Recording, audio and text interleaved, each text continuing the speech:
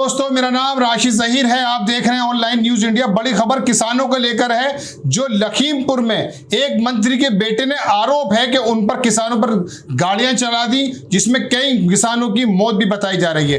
आपको वीडियो के साथ बताएंगे कि किस तरह से किसानों पर अत्याचार हो रहा। पिछले 10-11 महीने से वो बॉर्डर पर पड़े हैं। अब देश के और प्रदेश के विभिन्न हिस्सों में किस तरह से मंत्री के लोग या भारतीय जनता पार्टी के लोग, सत्ता दल के लोग, इनको कभी खालिस्तानी बताते हैं, कभी इनको फंडिंग वाला बताते हैं, कभी इनको कनाडा से बताते हैं। और अब ताजा खबर आपकी स्क्रीन पर पहले वीडियो साथ में चल रही, देखिए कि लखीमपुर खीरी में बवाल। किसान डिप्टी सीएम का विरोध कर रहे थे। वो विरोध क्यों कर रहे थे ये भी हम आपको बताएंगे। किसानों का आरोप है कि इस दौरान लखीमपुर के सांसद और केंद्रीय गृह राज्य मंत्री अजय मिश्र टोनी के बेटे ने किसानों पर गाड़ी चढ़ा दी और 2 किसानों की मौत की सूचना है। कई घायल हैं। अफरा तफरी का माहौल है। वीडियो में आप देख सकते हैं। राकेश टिकैत ने भी अपना बयान दिया है। लखीमपुर खीरी के लिए निकल चुके हैं। और एक किसान की जो वीडियो है, जो शायद उसके ऊपर गाड़ी चढ़ी हुई है, एग्जैक्टली हम आपको नहीं बता सकते, लेकिन वो घायल अवस्था में है। इसके बारे में हम आपको विस्तार से बताएंगे, लेकिन पहले खबर सुन लीजिए। लखीमपुर खीरी में मंत्री के बेटे ने आरोप है कि किसानों पर गाड़ियां चढ़ा दी और कुछ किसानों की मौत भी बताई जा रही है। अब हम आपको तफसील से बताते हैं कि यह खबर क्या है। रणविजय सिंह, इन्होंने अपने ट्वीट किया है कि 25 सितंबर को अजय मिश्रा टेनी ने के एक मैं पहले टोनी बोल गया था, उसको टेनी सुना जाए। अजय मिश्रा टेनी ने एक कार्यक्रम में किसानों को सुधर जाने की हिदायत दी थी। वो हिदायत धमकी के रूप में कैसे दी थी, ये आपको वीडियो हम चलाकर दिखाएंगे बीच में, ताकि आप उनके शब्द भी सुन लें। लेकिन पहले खबर सुनिए कि दरअसल वो खुद को काला झंडा दिखाए जाने से नाराज थे। आज किसान मंत्री के गांव के पास ही डिप्टी सीएम का विरोध करने पहुंच गए थे। हेलीपैड पर कब्जा भी जमा लिया, फिर कुचलकर मारने की खबर आई। रणविजय सिंह ने इन्होंने ट्वीट पर डाला है। वो जो वीडियो है, आपको किसान की हम पहले दिखा देते हैं कि प्रदर्शन में शामिल एक किसान ने इनको बताया कि हम लोग विरोध करके लौट रहे थे, तभी मंत्री का बेटा 5 गाड़ियों से आया और किसानों को रोनता हुआ चला गया।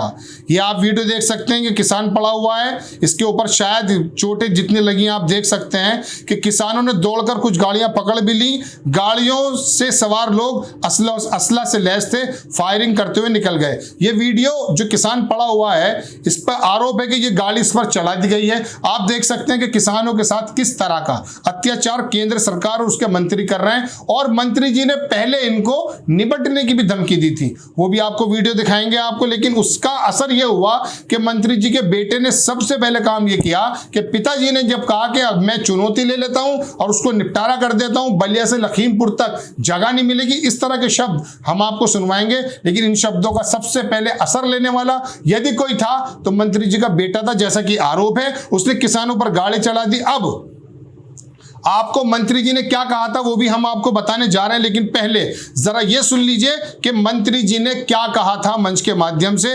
ये भी आपको वीडियो सुनेंगे। इसके अलावा मैं लिख देता हूं कि मंत्री ने 25 सितंबर को प्रदर्शनकारी किसानों को 2 मिनट में सुधारने की बात कही थी। इसके बाद आज लखीमपुर में किसानों को रौंदकर मार दिया गया। किसान मंत्री के बयान से नाराज थे। यही वजह रही कि मंत्री के क्षेत्र में डिप्टी सीएम का इस हिसाब से विरोध हुआ। अब आप वीडियो सुन लीजिए कि मंत्री जी पहले क्या रहे थे किसानों को और किस तरह से धमकी देने के अंदाज में उनको कह रहे थे कि आप सुधर जाइए। पहले सुनिए, उसके बाद फिर मैं आपको राकेश टिकैत के पास लेके चलता हूं। ऐसे 10-15 लोग यहाँ पर शोर मचाते हैं तो यहाँ पूरे देश में फैल जाना चाहिए था आंदोलन। अगर कृषि कानून खराब होता क्यों नहीं फैला? 10-11 महीने हो गए। मैं ऐसे लोगों को कहना चाहता हूँ कि सुधर जाओ, नहीं तो सामना करो आके, हम आपको सुधार देंगे। 2 मिनट लगेगा केवल। मैं केवल मंत्री नहीं हूँ, ये सांसद विधायक नहीं हूँ। जो विधायक व सांसद बनने से पहले मेरे विषय में जानते होंगे, उनको यह भी मालूम होगा कि मैं किसी चुनौती से भागता नहीं हूँ। और जिस दिन मैंने उस चुनौती को स्वीकार करके काम कर लिया, तो उस दिन पलिया नहीं, लखीमपुर तक छोड़ना पड़ जाएगा, ये याद रखना। कि केंद्रीय राज्य गृह मंत्री किस तरह से किसानों को सुधारने की बात कर रहे हैं। किसानों की मांगों के मानने की बजाय उनको सुधारने का क्या तरीका इन्होंने इख्तियार किया है, ये तो आज पता चला, अभी पता चला है कि इनके बेटे ने किसानों पर गाड़ियां चला दी जिस पे किसान घायल हो गए और कुछ के मरने की भी सूचना आ रही है। राकेश टिकैत की भी आप वीडियो देखिए, राकेश टिकैत ने क्या कहा, उसके बाद में फाइनल टिप्पणी करके अपनी खबर खत्म करूंगा और बता दूंगा कि किसान किस तरह से परेशानियों को झेलते हुए अन्नदाता का लक़ब तो इनको मिला, लेकिन अन्नदाता को किस तरह की तकलीफ केंद्र सरकार दे रही है। और इससे भी बड़ी खबर मैं आपको बताऊंगा कि पहले कभी एक निर्भया कांड हुआ करता था तो देश कैंडल लेकर के निकल जाया करता था, सरकारें बदल जाया करती थी, लेकिन आज हजारों या लाखों की तादाद में किसान बॉर्डर पर पड़ा है। 800 से ज्यादा किसानों के शहीद होने की खबर आई है इस आंदोलन में, लेकिन देशवासियों को शायद उनकी अभी आवाज सुनना बाकी है। बहरहाल राकेश टिकैत की पहले खबर देखिए, उसके बाद मैं आपको बताता हूँ। वे वापसी लौट रहे थे, लौटते हुए लोगों के ऊपर गाड़ियों से हमला करा गया, फायरिंग करी गई और उसमें अभी तक जो जानकारी है कई लोग उसमें उनकी डेथ हुई, ये जानकारी अभी है। और हम यहां से लखीमपुर के लिए यहां से निकल रहे हैं और जो भी जानकारी हमको मिलती रहेगी वो हम आपको अपडेट करते रहेंगे। हम अभी इस टाइम यहाँ से लखीमपुर जा रहे हैं, रात में 12-1 बजे तक जिस टाइम तक भी पहुँचेंगे उनके बीच में जाएंगे हम किसानों के, और जो भी अपडेट करेंगे हम रास्ते से और वहाँ से अपडेट आपको करते रहेंगे। तो आपने देखा कि राकेश टिकैत ने भी इस बात की पुष्टि की है कि कुछ किसानों के मरने की खबर है, मारे जाने की खबर है, वो निकल चुके हैं लखीमपुर खीरी के लिए।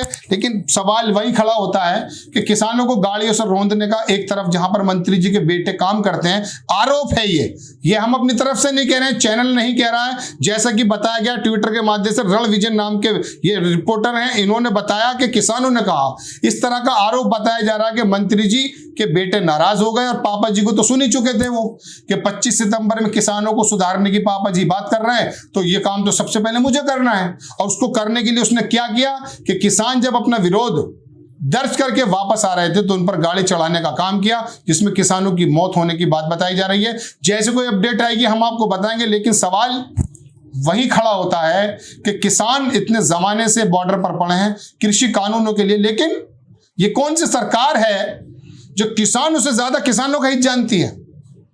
इस सरकार ने किसानों को मर जाने को मंजूर समझा, किसानों के ऊपर गाड़ी चढ़ाने को मंजूर समझा। मेनस्ट्रीम मीडिया ने इसको खालिस्तानी होने का लक़ब देने की कोशिश की, आतंकवादियों के करीब बैठा दिया। लेकिन किसान जय जवान जय किसान ये नारे हुआ करते थे, किसान खुश तो देश खुश, किसान खुशहाल तो देश खुशहाल, ये सुना करते थे। लेकिन आज तो आपने देखा कि किस तरह से राकेश टिकैत अपने बयान में भी ये बात कह रहे हैं। और किसानों के साथ जो मैं आपको बता रहा था कि क्या व्यथा है कि एक जमाने से बॉर्डर पर पड़े हैं, भूखे प्यासे सारे मौसम गुजर गए, लेकिन इन मौसमों का, उस तकलीफ का, उन शहादतों का, उस भूखे रहने का, उस खेत खलियान के वीरान के रहने का सरकारों पर शायद कोई असर नहीं पड़ा। राकेश टिकैत का कहना है कि हम जा रहे हैं, कुछ लोगों के मरने की खबर है।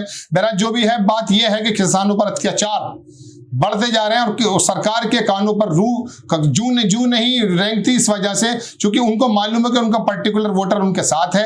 धर्म की चाशनी चढ़ा करके जो अफीम खिलाई है उन्होंने, और उससे जो उनको मालूम पड़ चुका है कि वोटर्स हमारे साथ हैं, किसानों के साथ अत्याचार करें, जवानों के साथ करें या आम लोगों के साथ करें, उस पर कोई फर्क नहीं पड़ता। अक्सर अपनी जीत जो सूबों में वो हिंदू मुसलमान करके बांट देते हैं, उससे जो जीत मिलती तो उससे बता देते हैं कि हमारा तो देश बिल्कुल सही चल रहा है, लोग हमें चुन रहे हैं, लोगों ने हमारी इतनी बड़ी सरकार बना दी है। लेकिन ये धर्म की अफीम चटा करके जो बेहोश किया जा रहा है वोटर्स को, इन किसानों की आहें उन्हें कब जगाती हैं, ये देखने वाली बात है। अपडेट जो भी होगी लखीमपुर से हम आपको बताएंगे, बने रहिएगा हमारे साथ। चैनल को सब्सक्राइब करें और घंटी जरूर दबाएं।